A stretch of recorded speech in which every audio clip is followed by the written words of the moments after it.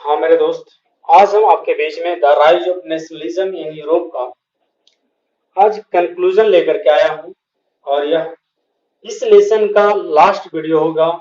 और आगे जो हम बताएंगे वो इसका क्वेश्चन आंसर हम बताएंगे। लेकिन इसको जो हम एक्सप्लेन करने वाले थे उसमें सारा जो आज कोई भी प्रकार की जो भी समस्याएं आपके बीच में होगा, हम सब पर कुछ ना कुछ डिस्कशन करेंगे। ये लेसन का क्या कंक्लूजन है, क्या सार है, क्या इंपॉर्टेंस है, हम इस पर फोकस करेंगे। हम पूरी लेसन को पढ़े लेकिन क्या समझ पाए, ये हमको क्या सीख दिया और इससे हमारा इंडिया को क्या आवश्यक पड़ा, जिसके कारण हम सबको इस लेसन को पढ़ना अनिवार्य समझा गया। तो इसमें सबसे बड़ा इंपॉर्टेंट पॉइंट यह था नेशनलिज्म। ये पूरी लेसन का जो सार था, कंक्लूजन था, इंपॉर्टेंस था, वो ये था कि नेशनलिज्म को बढ़ावा देना, नेशनलिज्म को इंक्रीज करवाना। कहां पे? एक सिर्फ ये फ्रांस की बात नहीं थी, एक सिर्फ यूरोप की बात नहीं थी, बल्कि पूरी दुनिया को एक नई संदेश देने का प्रयास या लेसन किया। और यह प्रयास किया गया कि हम जिस भी देश में रहते हैं, जिस भी कंट्री में रहते हैं, जिस भी एरिया में रहते हैं, मुझे उस एरिया का इंपॉर्टेंस देना अनिवार्य होना चाहिए। हम जिस एरिया में रहते हैं हमको उसका लैंग्वेज पर फोकस करना चाहिए, हमको वहां के ज्योग्राफिकल पर ध्यान देना चाहिए, मुझे वहां का कल्चर पर ध्यान देना चाहिए, मुझे वहां की सोसाइटी पर ध्यान देनी चाहिए। और इसी को लेकर के, मात्र इसी को लेकर के पूरी दुनिया में इतनी लड़ाई लड़ी गई। वो भी कहाँ, अधिकतर तो आपने अभी पूरी इस वीडियो में देखे होंगे पिछला, जिसमें अधिकतर आप यूरोप की कहानी को पढ़े। आपको यह भी मालूम होगा कि हमारा भारत जो गुलाम हुआ था, या जो पिछला जो भी क्रांतिकारी आए जो हमारे देश में हमला करके शासन किए, इसके पीछे की सबसे बड़ी मूल जो कारण थी, जैसे 1712 ईस्वी में मोहम्मद बिन कासिम ने हमारा भारत पर जब आक्रमण किया था, और उसके बाद बाबर लोग जब आए, महमूद गजनी आए। आपको मालूम होगा महमूद गजनी हमारा सोमनाथ मंदिर पर कितना बार हमला किया और सारे ब्राह्मणों की हत्या करके सभी चीजों को लूट लिया। इसके पीछे की सबसे बड़ी कारण क्या थी? इसके पीछे की सबसे बड़ी कारण यह थी कि हमारे बीच में नेशनलिज्म की धारणा नहीं था। जब हमारे पास कोई भी राष्ट्र प्रेम की भावना नहीं रहेगा, हम अखंड भारत की सोच तो रखते हैं लेकिन अखंड भारत के प्रति हमारा कोई भी सद्भावना नहीं रहता है, हम उसके लिए मर मिटने को तैयार नहीं रहते। ठीक उसी के कारण हमारा देश लगातार गुलाम होता चला गया, लगातार एक दूसरे देश हमारा देश पे हमला करता चला गया और शासन करता चला गया। एक सिर्फ यूरोप नहीं बता रहा है कि यूरोप, जरा सोचने की बात तो यह है कि जिस यूरोप ने पूरी दुनिया पर हमला करके शासन करने की कोशिश किया, दबदबा बनाने की कोशिश किया, ठीक उसका अपना ही कंट्री बढ़िया नहीं था, अपना ही वो खुद टूटा हुआ था। लेकिन जो बात हम आज जान रहे, यह बात यदि कुछ वर्षों पहले मालूम होता तो भारत भी उस बात को दोहराता। लेकिन भारत के पीछे यह भी धारणा थी कि ये कभी भी दूसरों पे हमला करके शासन करने का प्रयास नहीं किया। और यही सभ्यता, यही संस्कृति, यही सोच, यही थिंकिंग इसको पीछे कहीं ना कहीं धकेल दिया। और यह हमको आगे पढ़ना भी है कि भारत में नेशनलिज्म कैसे आया, भारत में एकीकरण कैसे आया। जैसे आपको मालूम होगा कि 562 रियासत थे, मतलब एरिया थे जहां पे अलग अलग राजा शासन करते थे। कब? 1947 की बात है, 1947, जब हमारा देश जब आजाद हो गया। आजाद भारत की एक कहानी, जबकि आपका हिंदुस्तान, पाकिस्तान, अफगानिस्तान, म्यांमार, बांग्लादेश, बहुत सारे ऐसे कंट्रियां हैं जो हमारे देश से टूटे हुए हैं। एक्साइज चीन जो आप कहते हैं, चाइना की भी कुछ एरिया हमारा देश में ही था लेकिन आज चाइना के पास है। अखंड भारत की सोच तो रखते हैं लेकिन अखंड भारत के लिए मर मिटने को तैयार हम सब नहीं रहते। हम लोग ये तो कहते हैं कि अपने देश की सुरक्षा करनी चाहिए, मगर बॉर्डर पे मरने को हम लोग तैयार नहीं रहते। भारत माता की जयकारा तो लगाते लेकिन भारत माँ के प्रति कभी प्रेम दिखाते ही नहीं। सच्चाई यही है। और जब तक ये चीज नहीं रहेगा तब तक हमारे बीच में नेशनलिज्म की कोई भी भावना कभी भी एक उच्च स्तर पे नहीं पहुंच सकता है। एक छोटा सा देश, चाहे नेपाल हो, चाहे चाइना हो, चाहे पाकिस्तान हो, आपको मालूम होगा ये कंट्रियां जब 1947 हमारा जब देश आजाद हुआ, उस समय हमारा देश के सामने ये सारे कुछ भी नहीं थे। और इसके भी पहले यदि बात किया जाए कि जब हमारे देश में हिंदू का शासन था, जैसे पृथ्वीराज चौहान का शासन था, आपका शुंग वंश का शासन था, हर्यक वंश का शासन था उस समय, फिर कनिष्क का वगैरह का था। ये सारा जो शासन चलता था उस समय हमारा देश एक सोने की चिड़िया थी। सोने की चिड़िया, सोने की चिड़िया का मतलब यह है कि यह देश एक ऐसा देश था जहां पे सोने का भंडार था, जहां पे अन्न खदान हर चीज की भंडार थी। पूरी दुनिया जो आज कहते हैं अपने आप को हम अमीर हैं, हम रिचेस्ट कंट्री हैं, अमेरिका कह रहे हैं, इसके पीछे की सबसे बड़ी कारण तो यह है कि जितना भी आपको दुनिया में अमीर दिख रहा है वो सारे एक लुटेरे वाले कंट्रियां हैं, और वो सारे आपके भारत से लूट करके अपने देश में ले गए, और आज दुनिया में कहते हैं कि हम बहुत बड़े ताकतवर देश हैं। जो चाइना को आप कहते हैं ताकतवर, चाइना के पास कोई भी ज्ञान नाम की चीज नहीं थी। आपको बहुत सारे हिस्ट्री बहुत पहले भी बताया है, समझाया होंगे, एक्सप्लेन करके दिखाए भी है। वहां की भी स्थिति ऐसी थी, टूटा फूटा धारणा था, टूटा फूटा सोच था।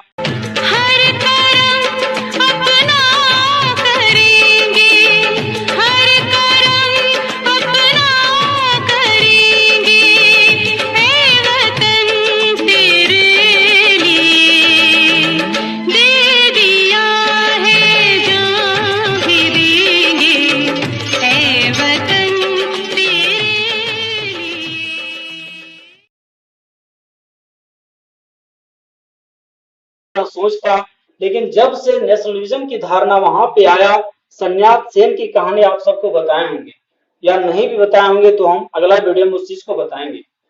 आज चाइना जो दुनिया की बहुत बड़े अपने आप को शक्तिशाली कहता है, शक्तिशाली वो बन सकता है, ऐसा इसलिए बना क्योंकि हमारा देश हर समय क्या कहता है कि नहीं, चाइना चाइना तो हमारा अपना देश है, अपने के बराबर है, चाइना हम पे कभी हमला ही नहीं कर सकता, चाइना तो हमसे कभी उलझ ही नहीं सकता। जो आज आपको मालूम होगा कि हमको यदि मानसरोवर की यात्रा करना होता है तो चाइना से ऑर्डर लेना पड़ता है, कितनी बड़ी दुर्भाग्यपूर्ण बातें हैं। और यदि हम मानसरोवर यात्रा के लिए जाते भी हैं तो बीच रोड में ही हमको वीजा रद्द करके हमको वापस भी कर देता है। और वो मानसरोवर जो हमारा भारत का अभिन्न अंग है, लेकिन वो एक लूट खसोट करके हमारा क्षेत्र को आज उसके कब्जे में चला गया है। आपको पाकिस्तान के एरिया भी, पाकिस्तान के एरिया भी क्या है, पाकिस्तान के एरिया भी, पाकिस्तान पहले हमारा देश का ही अंग था, अफगानिस्तान था। हमारा इतिहास में लगभग 4000 ईसा पूर्व की बात यह है कि पहले जो हमारा देश का बिजनेस होता था वो इंडिया और मोसोपोटामिया, मोसोपोटामिया का मतलब यहाँ पे यह है, उसको मोसोपोटामिया का मतलब काला शहर कहा जाता था। काला शहर उसको कहा गया जो इराक ईरान जो आप अभी सुनते हैं, जी हाँ, उसको पहले मोसोपोटामिया कहा जाता था। और उस एरिया से हमारा बिजनेस होता था, और उस एरिया बिजनेस करते करते हम यूरोप जाते थे। और अभी सबसे बड़ी बात तो यह है कि बहुत सारी चीज अभी भी ऐसी प्रमाण मिल रही कि दुनिया में सबसे पहला अधिकार, पूरी बिजनेस सिस्टम, हर चीज की सुविधाएं हमारा इंडिया ने सब जगह पे पहुंचाने का प्रयास किया। तो लेकिन हमारे पास एक सबसे बड़ी जो कमजोरियां बनी वह थी दया, जो हम हर किसी को यदि देखते थे, हर किसी के सामने जब जाते थे तो हम दया दिखाते थे कि नहीं, ये हमारे यदि द्वार में आए, हमारे देश में आए, हमारे घर में आए तो हमारे भगवान के समान, गॉड के समान है। और इस धारणा को लेकर के चलने के कारण वह हम, और वो जो आते थे वो तो एक लुटेरा थे, वो एक क्रांतिकारी थे, वो एक हमलावर थे, और वो सारे हमारे देश में आए थे लूटने की दृष्टि से, और हम समझते थे कि वो भगवान आ गए।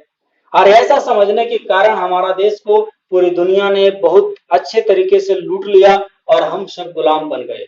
और आज भी हमारा देश कहीं ना कहीं गुलाम है, चाहे वो लैंग्वेज के आधार पे हो, चाहे वो टेक्नोलॉजी के आधार पे हो, चाहे वो ज्योग्राफिकल आधार पे हो, हर किसी क्षेत्र में आप देखेंगे कि इंडिया अभी भी आपका इंडिया गुलाम है। इसके पीछे कारण क्या है? इसके पीछे की कारण यह है कि हम सब आज भी अपने नेशनलिज्म की धारणा को लेकर के नहीं चल रहे हैं। आज भी हमारा देश में कोई बात होता है तो देखिएगा आप कि जितना एक आतंकवादी की जितना मर्डर पे आप न्यूज पे आप सुनेंगे, उतना एक सेना की मृत्यु पे आप नहीं सुनेंगे। ऐसा इसलिए क्योंकि क्रांति का यदि कोई सेना मरता है तो उसको यहाँ के लोग छोटा समझ रहे हैं, उनको ये नहीं समझते हैं कि जब तक सेना बॉर्डर पे नहीं रहेंगे तब तक हम कहाँ रह सकेंगे। तो हम एक सेना को महत्व नहीं देते हैं, बल्कि एक यदि कोई पाकिस्तान का कोई वैसा आतंकवादी था जो मारा गया तो उसके बारे में हमारे न्यूज चैनल में बहुत सारे उसको बहुत दृष्टि से दिखाया जाता है कि नहीं, वो एक प्रोफेसर था, तो एक डॉक्टर था, वो एक इंजीनियर था, और तरह तरह से उसके हमारे सामने पेश किया जाता है, बातों को अपनी वो विचार को रखते हैं और हम में यह भी कमजोरियां हैं कि हम उस बात को भी स्वीकार कर लेते हैं। तो हम सबको बदलना होगा। हम सबको यदि अखंड भारत बनाना है, एक भारत बनाना है, एक राष्ट्र बनाना है, तो एक विचार लेके चलना चाहिए, एक लैंग्वेज लेके चलना चाहिए। ये पूरी यूरोप में चला, और पूरी यूरोप में चला तो आपको मालूम होगा कि जब सोवियत संघ जब बन गया था, सोवियत संघ के सामने पूरी दुनिया कोई नहीं टिक पा रहा था। एक आपको और बताते हैं कि जब हिटलर ने यह चाह लिया था कि अपनी देश को एक कर लें, नेशनलिज्म की धारणा यदि नाजी करके ही लाया, नाजी शासन को अपने बढ़ाया, आर्य करके बढ़ाया, लेकिन इतना ताकतवर बढ़ा दिया था जो पूरी दुनिया उससे लड़ने की कोशिश नहीं कर रहा था। लेकिन कब? जब उसमें एकता का गुण था, एकता, यूनिटी, इक्विलिटी, ये सारी धारणा उनके बीच में थी। लेकिन ये अखंड भारत में हमारी भारत लाखों करोड़ों खंड में चल रही है, जिसके कारण से हमारा देश में नेशनलिज्म की धारणा नहीं बढ़ने के कारण, ये राष्ट्रता की भावना नहीं बढ़ने के कारण कोई भी छोटे छोटे कंट्रियां हम पर हमला कर लेती है और हम पे शासन कर लेती है। पूरी हमारे भारत की हर चीज को लूट लिया और हम आज भी अपने हाथ पे हाथ धरे हुए हैं, हम उसके बारे में नहीं सोचते। ये तो हमारी भारत की थी। तो ये भारत की जो हम इसलिए भारत की यहाँ पे डिस्कशन किए क्योंकि हम तो पूरी वीडियो में आपको यह बता दिए कि यूरोप की क्या सिस्टम थी, यूरोप कैसे टूट रहा था और यूरोप की क्या समस्याएं थी। आप अब चाहे तो पूरी हर जगह जहां जाए इस बात को उठा सकते हैं, आप इस पे डिस्कशन करके आप अपनी भारत को महानता को दिखा करके पूरी दुनिया की हर किसी की हिस्ट्री के सामने या जो भी हिस्ट्रियन है उनके सामने बात को रख सकते हैं। तो आज से एक संकल्प लेना चाहिए कि एक राष्ट्र, एक भारत, अखंड भारत और एक विचार और सबका एक समान, यदि हम इक्विलिटी की धारणा लेके चलेंगे तो हमारा देश सिर्फ हमारा देश तक ही नहीं सीमित रहेगा, बल्कि पूरी दुनिया एक देश बन जाएगा और वह देश का नाम इंडिया हो जाएगा, भारत हो जाएगा, अखंड भारत हो जाएगा। Thank you so much. यदि आपको यह वीडियो बहुत अच्छा लगा होगा तो एक बार शेयर, लाइक और सब्सक्राइब जरूर कीजिएगा। आपका बहुत बहुत धन्यवाद।